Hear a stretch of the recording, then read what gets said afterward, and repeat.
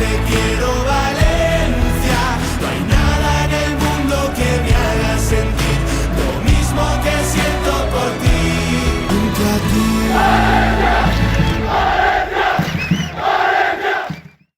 Et salut à tous les gars, c'est Chris pour VCF France.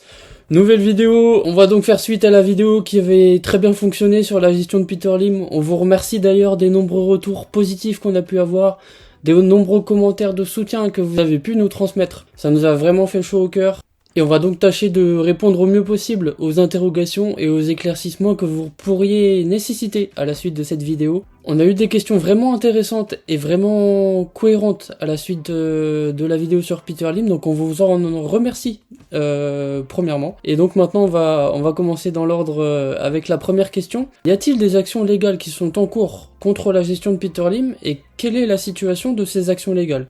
Alors effectivement, il faut savoir qu'il y a deux actions, on va dire, majeures qui sont en cours au niveau judiciaire contre la gestion de Peter Lim. Il y a tout d'abord le procès de Amadeo Salvo et de Aurelio Martinez qui avait été initié par l'association Libertad VCF. Libertad VCF, donc, c'est l'association qui est en charge, principalement, on va dire, des manifestations qui ont eu lieu sur les dernières semaines contre la gestion de Peter Lim, et c'est l'association également qui souhaite la démocratisation de la gestion du club en se calquant principalement sur le modèle allemand, à savoir qu'elle souhaite que la gestion du club soit confiée directement à ses supporters, à ses socios, et non plus à un propriétaire qui est à l'étranger ou qui est totalement étranger aux décisions au quotidien, tout du moins, de son club, comme ça peut l'être actuellement le cas avec Valence.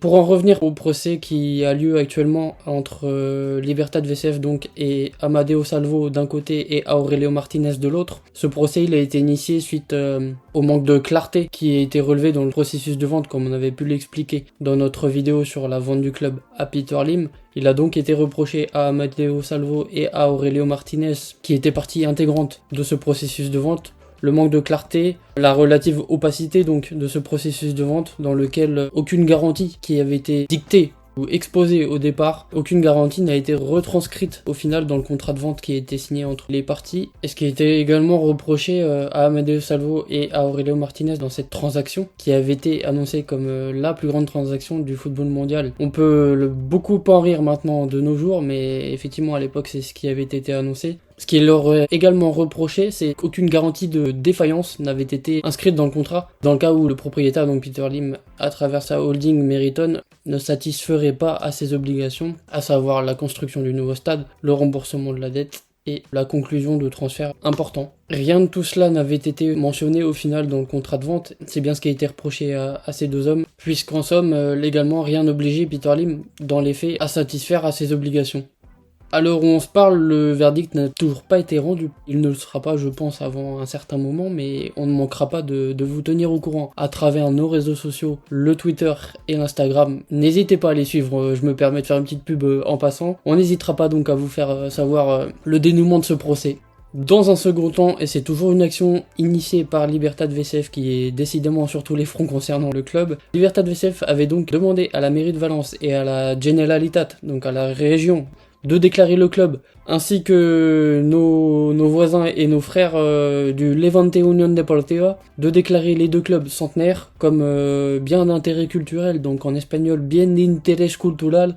Là encore, c'est une démarche qui est en cours, donc on ne peut pas vraiment vous informer sur la décision finale qui a été adoptée. Mais dans les grandes lignes, la démarche permettrait en fait de pouvoir exposer Peter Lim face à ses obligations de mauvaise gestion. Cette déclaration, en fait, elle permettrait d'exproprier les actions que possède Peter Lim au sein du club. Alors j'ai conscience que c'est un terme relativement barbare pour ceux qui ne sont pas familiers avec le vocabulaire juridique. En fait, l'expropriation d'actions, ça permettrait purement et simplement de révoquer la présence de Peter Lim au sein du club, donc de lui enlever tout pouvoir décisionnaire au sein du Valencia CF. Il y a eu un cas précédent déjà de jurisprudence au sein du foot espagnol, c'était au sein du Recreativo Huelva.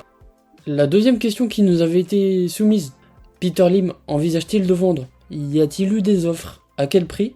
Et quel serait l'intérêt d'une vente au final pour le club et pour Peter Lim ? Alors je vais tâcher de répondre dans l'ordre des différentes questions au sein de cette même question en fait. Tout d'abord, Lim envisage-t-il de vendre ?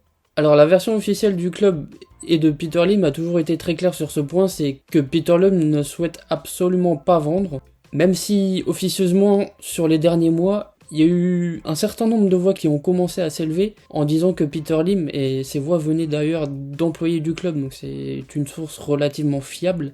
Certaines voix donc ont commencé à s'élever pour dire que Peter Lim était en train de changer de position et qu'il envisageait donc une vente forcément pas au rabais, mais qu'il commençait sérieusement à se poser la question.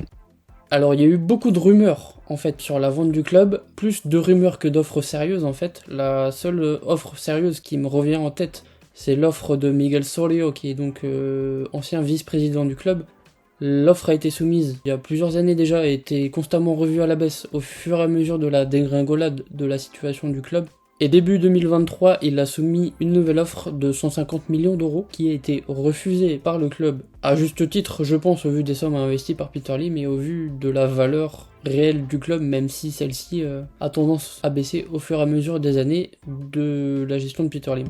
On a vu également, comme je le disais auparavant, passer pas mal de rumeurs sur une éventuelle vente du club. On a eu le Prince de Johor, qui est un ami de Peter Lim, mais cette rumeur est restée bloquée sur Instagram.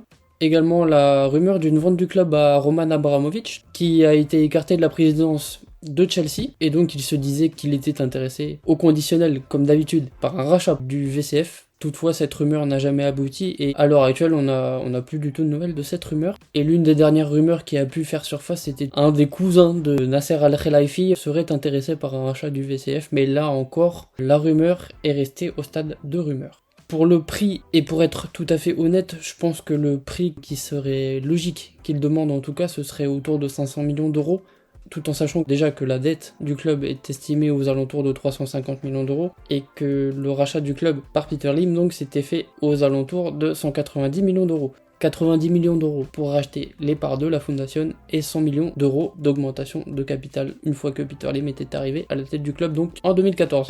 Et enfin, quel serait l'intérêt d'une vente ? Eh bien, tout simplement, je dirais que l'intérêt d'une vente, ce serait déjà de retrouver une base plus saine, financièrement parlant, avec un propriétaire beaucoup plus investi dans le quotidien de son club, beaucoup plus enclin à dépenser de l'argent, en fait, dans la gestion quotidienne de son club. Et pour pouvoir permettre à ce club, qui reste quand même, on va pas se le cacher, un club historique espagnol, avec un certain nombre de titres de Liga gagnés, un certain nombre de titres de Coupe d'Europe gagnés, donc un club comme Valence se doit d'être dans le top 4 espagnol et un grand d'Europe comme il l'était durant les années 2000. Et pour cela, Valence a besoin d'un propriétaire qui soit présent au quotidien, ou au moins qu'il y ait une équipe dirigeante présente au quotidien, qui ait des connaissances assez pointues dans le football, et un propriétaire qui ait donc envie d'investir, ce qui n'est pas du tout le cas depuis un certain nombre d'années maintenant malheureusement à Valence. Et il y a aussi une belle occasion, ce serait l'occasion de finir le stade, qui est en arrêt depuis 2009, donc 14 ans maintenant. Valence pourrait se permettre donc de rayonner à nouveau en tant que ville, et la finalisation de la construction de ce nouveau stade permettrait à Valence d'être une des villes qui accueillerait les demi-finales de la Coupe du Monde 2030, comme il est projeté actuellement que ce soit le cas. Encore faut-il que Peter Lim finalise la construction de ce nouveau stade, ou alors il faudrait qu'il y ait un nouveau propriétaire qui arrive, et que celui-ci finalise la construction du nouveau stade donc pour accueillir la Coupe du Monde 2030. La troisième question qui nous a été posée, qui n'a pas été vraiment abordée par notre équipe lors de la vidéo sur Peter Lim, c'est est-ce que la situation pourrait être pire avec un autre propriétaire ? Alors, je dirais que évidemment, c'est difficile de faire pire que la gestion de Peter Lim. Je vous invite, encore une fois, à aller jeter un coup d'œil sur la vidéo que l'on a faite sur la gestion de Peter Lim. Mais pour revenir à la situation, si ce serait pire avec un autre propriétaire, je serais tenté de dire oui, avec un seul type de propriétaire. Ce serait si Valence était racheté par un fonds d'investissement type Cerberus, qui était dans les candidats au rachat du club en 2013-2014. Ce pourrait être pire, effectivement, parce qu'on va être clair, au départ, la gestion de Peter Lim, au moins sur la saison 2013-2014, on était loin de se douter de ce qui allait nous arriver par la suite. Et je pense qu'avec un fonds d'investissement dès le départ, ou même un fonds d'investissement à l'heure actuelle, la situation du club serait largement pire. Et je pense que le club aurait déjà fait les frais, malheureusement, d'une gestion calamiteuse, puisque les fonds d'investissement ne sont pas du tout intéressés par la gestion sportive d'un club. Tout ce qui les intéresse, et c'est le propre même d'un fonds d'investissement, c'est la rentabilité sur l'investissement, donc le return on investment. C'est en gros de récupérer l'argent qui a été investi dans le rachat du club. La quatrième question qui nous avait été posée, donc, c'était puisque Peter Lim a déjà mis en place une direction sportive cohérente, serait-il possible d'imaginer un beau futur même avec Peter Lim à la tête du club ? Alors effectivement, Peter Lim avait déjà mis en place une direction sportive cohérente avec Marcelino, Matteo Alemany et Pablo Longoria en 2019 qui avait conduit donc à la qualification de Valence en Ligue des Champions et remporté la Copa del Rey cette même année pour le centenaire du club. Toutefois, même si je pense que la mise en place d'une telle structure est nécessaire pour un club comme Valence, ça me paraît difficilement réalisable. Dans le sens où, comme l'avait dit Anil Moursi lors de la filtration des audios par Super Déporté, Peter Lim ne veut pas de directeur sportif, ou tout du moins ne veut pas d'une structure comprenant un directeur sportif, donc c'est la première raison pour moi qui fait que c'est difficilement réalisable. Et la deuxième raison, c'est qu'il faudrait qu'un directeur sportif, et donc l'entraîneur qui est lié à ce directeur sportif, accepte d'être soumis au bénéplacito, à l'accord systématique en fait de Peter Lim sur chaque décision. Et je pense malheureusement que les entraîneurs modernes sont avant tout des managers et qu'ils aiment avoir une part importante dans la prise de décision concernant le marché des transferts, et c'est tout à fait logique. Donc pour moi effectivement, même si c'est nécessaire pour un club comme Valence, je serais tenté de dire que pour le moment, et tant que Peter Lim sera à la tête du club, ça me paraît irréalisable. La cinquième question qui nous a été posée, c'était: quel était le projet initial de Peter Lim? Car on suppose qu'évidemment le projet initial ce n'était pas de descendre Valence en deuxième division et de perdre toute valeur au sein du club. Alors effectivement le projet initial était tout autre à la signature du contrat de vente, puisque même si rien n'avait été reflété dans le contrat de vente, le projet initial de Peter Lim c'était que Valence tout d'abord dispute la Ligue des Champions tous les ans, ce qui permettait de s'assurer une rentrée d'argent assez conséquente, puisque comme vous le savez, la qualification en Ligue des Champions, saison par saison, rapporte une certaine somme d'argent assez conséquente aux clubs qui arrivent à se qualifier pour cette compétition européenne. Et l'objectif principal, donc, à travers cette qualification régulière en Ligue des Champions, c'était que Valence redevienne le grand Valence des années 2000, lorsque Valence avait remporté la Coupe UEFA et la Liga en 2004. Et également, comme j'ai pu le dire auparavant, la vente du club à Peter Lim à Meriton Holdings était considérée, selon les mots d'Amadeo Salvo, encore lui, comme la plus grande transaction du football mondial. Aujourd'hui, on voit effectivement que la plus grande transaction du football mondial était surtout le plus gros fiasco du football mondial. Et enfin, il y avait un dernier objectif qui ne figurait pas légalement dans le contrat de vente, mais qui était implicitement supposé lors de cette vente, c'est la finalisation de la construction du nouveau stade, car déjà, ça permet à un club d'augmenter ses sources de revenus, notamment au travers de la billetterie, au travers du merchandising, au travers de l'image globale en fait du club en termes de marketing, et l'augmentation de ses revenus, donc ça permet, comme une condition sine qua non, d'augmenter le revenu des transferts, d'augmenter l'image du club, d'augmenter les droits TV. C'est lié à plein de composantes qui permettent d'augmenter la valeur intrinsèque d'un club au final. La sixième question, c'était: quel joueur pourrait-on conserver à Valence en cas de descente en deuxième division? Alors je vous avoue que la descente en deuxième division c'est un sujet qu'on n'aime pas du tout aborder, mais malheureusement la situation actuelle sportivement et économiquement fait qu'on y pense de plus en plus et qu'on est de plus en plus amené à réfléchir aux éventualités de composition d'équipe pour cette saison en deuxième division. Et donc moi j'ai un avis très simple et très tranché sur la question. Je pense que tout d'abord il faudrait s'appuyer sur le système de formation du club, qui a toujours été reconnu comme un élément essentiel de la formation espagnole, qui a permis de sortir de nombreux grands joueurs pour la sélection espagnole et pour les clubs à l'échelle internationale. On a la chance d'avoir une équipe U19 et le Valencia Mestalla, donc l'équipe réserve, qui est composée de joueurs relativement voire très prometteurs. Je pense notamment à Jesus Vázquez, à Javi Guerra, à Kovalain. Donc voilà, je pense qu'il y a effectivement matière à composer une équipe. Même si on repart avec une équipe de jeunes joueurs issus du centre de formation, je pense qu'il y a moyen de composer une équipe qui peut être intéressante et qui justement, à travers sa jeunesse et sa fougue, peut peut-être avoir plus envie que des joueurs qui auraient subi une descente en deuxième division et qui psychologiquement n'auraient plus l'envie, ou en tout cas auraient perdu cette flamme pour continuer à aider Valence en deuxième division. Et enfin, je pense qu'une des composantes essentielles sur cette éventuelle saison en deuxième division, ce serait d'avoir des cadres du vestiaire issus de la région de Valence, comme José Luis Gaya, comme Jaume Domenech. Je pense que c'est important d'avoir des joueurs issus de la région pour encadrer les jeunes et leur faire comprendre que Valence, ce n'est pas seulement une équipe de foot, c'est une religion, c'est des supporters qui sont derrière elle, qui sont prêts à tout pour suivre ce club. Sincèrement, je le dis pas parce que je suis supporter de Valence, mais pour moi, c'est un des plus beaux publics d'Espagne et je pense qu'il y aura une grosse majorité de personnes qui seront d'accord avec moi. Donc voilà, je pense que même avec une descente en deuxième division, il y a matière à faire une équipe assez intéressante sur le papier. La question suivante était: quels sont les points communs et les différences entre la gestion de Valence et la gestion de Malaga et du Deportivo La Corogne? Alors il faut savoir que ces 3 clubs, ce sont des clubs qui ont joué l'Europe, et je pense surtout à Valence et à La Corogne, qui ont été des équipes très importantes au niveau européen durant les années 2000. On se rappelle, pour les plus vieux d'entre vous, de l'épopée de La Corogne en Coupe d'Europe, notamment face à Monaco, avec des joueurs comme Roy Mackay. La Corogne, c'est vraiment une de ces équipes des années 2000 qui avait une équipe sur le papier incroyable et qui nous a vraiment fait rêver. Ça, c'est le premier point commun entre Valence et La Corogne. Il y a un autre point commun, cette fois-ci entre Valence et Malaga, c'est que ces 2 clubs ont été rachetés par un propriétaire étranger, donc Valence par Peter Lim, et Malaga par le Cheikh Al Thani.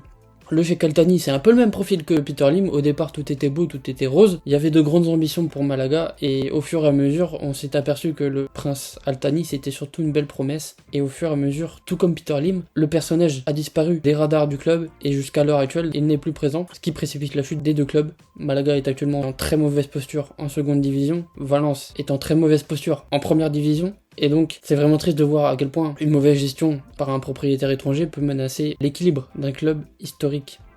Du côté de La Corogne, on a également eu une mauvaise gestion financière, mais pour cela, ils n'ont pas eu besoin d'un propriétaire étranger, ils ont fait ça avec un Espagnol, et ça lui a malheureusement coûté cher, puisque La Corogne devrait être en première division, mais malheureusement, on va pas refaire l'histoire. Et enfin, une petite relation sympathique, si on peut dire ça comme ça, entre les clubs, notamment entre Valence et Malaga, c'est l'influence de Jorge Mendes, donc l'ami de Peter Lim, dans ces 2 clubs. Comme quoi, l'influence de Jorge Mendes n'est pas toujours bénéfique à la bonne santé financière d'un club et au bon transfert d'un club. Et je pense que l'influence de Jorge Mendes, même si je me refuse à l'incriminer directement, a précipité Valence dans une mauvaise passe et dans la situation actuelle du club. Et enfin, pour les 3 clubs, la conséquence principale de la descente aux enfers, c'est avant tout une planification sportive désastreuse. Il y a eu une valse des entraîneurs inqualifiables, il y a eu des recrutements où l'on vendait toujours plus cher que l'on achetait. Forcément, quand tu amoindris ton effectif et que tu ne le renforces pas en qualité derrière, tu peux pas t'attendre à faire des miracles, et c'est ce qui se passe dans ces 3 clubs. Et enfin les gars, la dernière question, en cas de relégation donc en seconde division, est-ce que le projet du Nou Mestalla serait abandonné? Et si abandon il y avait, quelles seraient les conséquences? Alors cette dernière question, elle est assez difficile à aborder, puisqu'on est dans le conditionnel. Évidemment, Valence n'est pas encore descendu en seconde division, mais on va tâcher d'y répondre le plus clairement possible. Je pense, à mon humble avis, que si Valence descendait en seconde division, effectivement le Nou Mestalla serait relégué au second plan et ne serait plus un projet prioritaire comme il peut l'être actuellement avec un Valence en première division. Puisque la chute des revenus, malheureusement, précipiterait, je pense, peut-être pas l'abandon du projet, mais la suspension du projet, même s'il est déjà suspendu depuis un certain temps, vous allez me dire. Et la principale conséquence, donc, pour moi, ça serait que un Valence en seconde division, ce serait un Valence qui serait condamné, le temps qu'il serait en seconde division, à rester à Mestalla, même si c'est loin d'être une mauvaise option, tant on tient à ce stade fabuleux qui, je le rappelle, fêtera ses 100 ans cette année. Donc pour conclure cette question, évidemment, je pense que effectivement, même s'il n'y avait pas abandon du projet, il y aurait au moins suspension du projet le temps que Valence soit en deuxième division et le temps que Valence remonte en première. Et donc je pense que ce projet passerait aux oubliettes. Je me prononcerai pas sur une éventuelle démolition parce que ça me paraît extrême, sauf si la situation en deuxième division s'éternise, mais pour moi il y aurait à 90% suspension du projet, avec les conséquences que l'on connaît financièrement et en termes d'image, puisque ça renverrait également une image désastreuse en Espagne mais aussi à l'international sur la gestion de Peter Lim. Et donc les gars, pour conclure cette vidéo, on s'est dit qu'on allait vous gratifier de quelques anecdotes sur la relation entre Peter Lim et Anil Moursi, donc Anil Moursi qui est l'ancien président du Valencia CF qui avait été limogé à la suite de la publication d'extraits audio par le journal Super Déporté, dans lequel on entendait Anil Moursi nous gratifier de commentaires révélateurs de la personne qui était Anil Moursi. J'ai notamment pu retrouver un extrait dans lequel Anil Moursi parlait de José Bordalas, donc qui était le prédécesseur de Gennaro Gattuso, qui était lui-même le prédécesseur de Louben Balaja.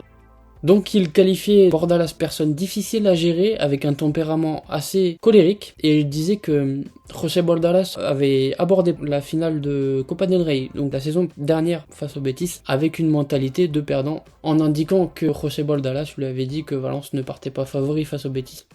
Et notre ami Anil Moursi nous a appris une belle anecdote, c'est que Julio Insa, qui est un journaliste très connu dans la communauté foot à Valence, Anil Moursi a confirmé qu'il avait donné 20 places à titre gratuit à Julio Insa, donc en sachant que les supporters de Valence avaient fortement galéré pour obtenir ne serait-ce qu'un billet pour la finale de Copa del Rey face au Betis. Quand on sait ça, clairement on a envie de câbler, si vous me permettez l'expression.